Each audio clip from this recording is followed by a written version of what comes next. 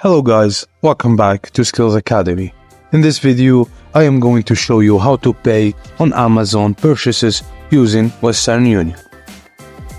It's possible and in more than 20 countries, and here's how you can do it. Start by placing an order on Amazon, as you normally would. And during the checkout process, select Western Union as your payment method.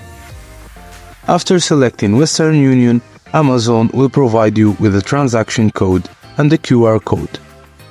Take this transaction code and QR code to a nearby Western Union agent location in your area. At the Western Union agent location, you will complete the payment for your Amazon order. There is no need for lengthy forms or complicated procedures. Once you've made the payment at the Western Union agent location, Amazon will be notified in real time about your payment.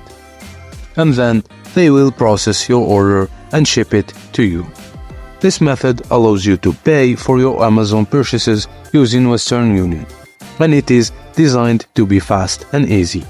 It aligns with Amazon's customer-focused philosophy. After completing the payment locally, Amazon will handle the shipping and order processing. Also, please note that the availability of this payment method may vary by country and region, so it's essential to check Amazon's official website for the most up-to-date information and to ensure that payment option is available in your location.